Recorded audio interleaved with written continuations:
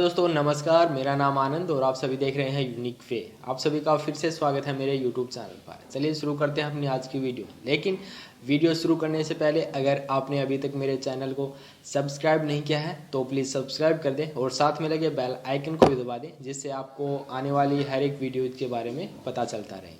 तो चलिए शुरू करते हैं अपनी वीडियो। आज हम अपनी वीडियोज़ में अपनी हकलाहट के उन फैक्ट के बारे में बात करने वाले हैं जिनके बारे में आपका जानना बहुत ज़रूरी है, क्योंकि जितनी ज़्यादा आप अपनी स्टैमरिंग को समझोगे उतना ज़्यादा आप अपनी स्टैमरिंग को कंट्रोल कर पाओगे, ओवरकम कर पाओगे। तो चलिए शुरू करते हैं। जो हमारी स्टैमरिंग का पहला फैक्ट है वो ये है कि स्टैमरिंग आपको बार बार नीचे गिराएगी। कभी ये बहुत ज़्यादा होगी, कभी ये बिल्कुल कम हो जाएगी। तो आपको इन सब बातों पे ध्यान नहीं देना है। आप एक्सरसाइज कर रहे होगे फिर भी ये बीच बीच में बहुत ज़्यादा हो जाएगी, बहुत ज़्यादा आप स्टैमरिंग करने लगोगे, तो इस चीज़ के ऊपर आप ध्यान न दें और अपनी एक्सरसाइज को कंटिन्यू करते रहिएगा।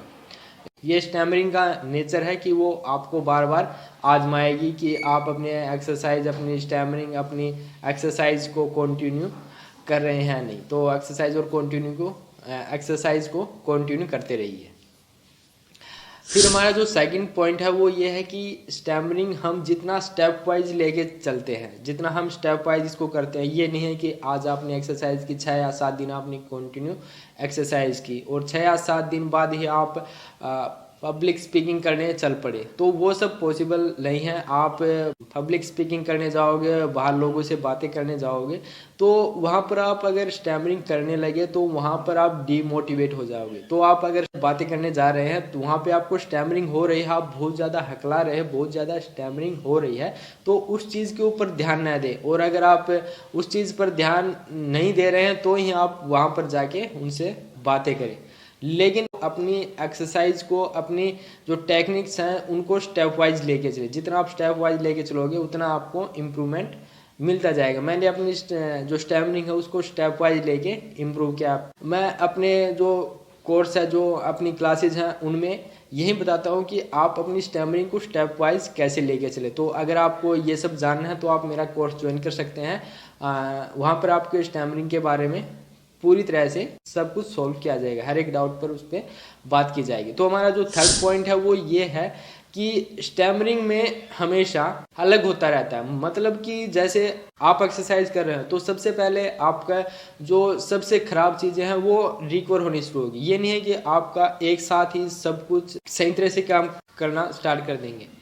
जैसे आपके हाथ है, जो आपके लिप्स का फड़फड़ाना है, जो आपकी नोज का खुलना बंद होना है, तो ये सब आपका एक साथ रिकवर नहीं होगा। जो आपकी स्टैमरिंग है वो कभी भी एक जैसी नहीं रहती। वो कभी बहुत ज़्यादा हो सकती है, कभी बहुत कम हो सकती है। तो इस चीज़ पे घबराए ना कि हमारी उस टाइम पर इतनी ज़्यादा हो गई। आप बार बार कॉल करते हो कि आज हमारी स्टैमरिंग बहुत ज़्यादा हो रही है, तो इस चीज़ से घबराए नहीं। एक्सरसाइज को, टेक्निक को कंटिन्यू यूज़ करते रहें और अपनी एक्सरसाइज पर फोकस करें और खुद को ऑब्जर्व करें। कभी कभी ऐसा होता है कि कोई एक्सरसाइज, कोई टेक्निक हमें इतनी ज़्यादा शूट कर जाती है कि जो हमारी स्टैमरिंग है वो हमें ऐसा लगता है कि हमें स्टैमरिंग हो ही नहीं रही, हम बिल्कुल ठीक हो गए हैं। तो उस चीज़ पर आप फोकस करें, वो चीज़ आपको इग्नोर करनी है। आपको फिर भी अपनी एक्सरसाइज कंटिन्यू रखनी है, चाहे आपकी स्टैमरिंग और ज़्यादा बढ़ रही हो, चाहे आपकी स्टैमरिंग बहुत ज़्यादा हद तक ठीक हो गई हो, उस चीज़ को आपको इग्नोर करना है। आपको अपनी एक्सरसाइज करनी है। 6 या 7 मंथ तक तो अपनी एक्सरसाइज करें ही।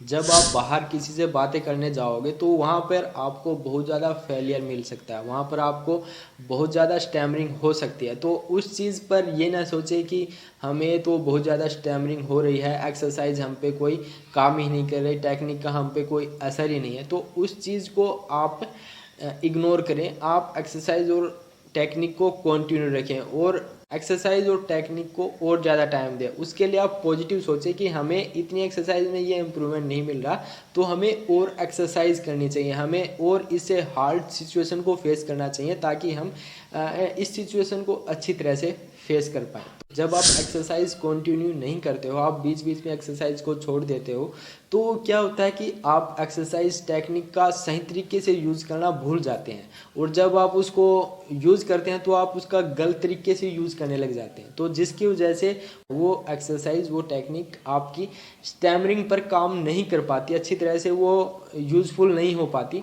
तो इसलिए एक्सरसाइज और टेक्निक को कंटिन्यू करें ताकि आपको और ज़्यादा बेनिफिट मिल सके। स्टैमरिंग बहुत पुरानी आदत है, स्टैमरिंग बहुत पुरानी, बहुत जिद्दी आदत है। इसको हम 5 या 6 दिन में ठीक नहीं कर सकते, इसके लिए आपको 6 या 7 मंथ लगेंगे। लेकिन ध्यान दें, अगर आप डेली टाइम में एक फिक्स टाइम पर सिर्फ 10 या 15 मिनट भी एक्सरसाइज करते हैं तो आपके लिए यह बहुत ही बेनिफिशियल होने वाली है।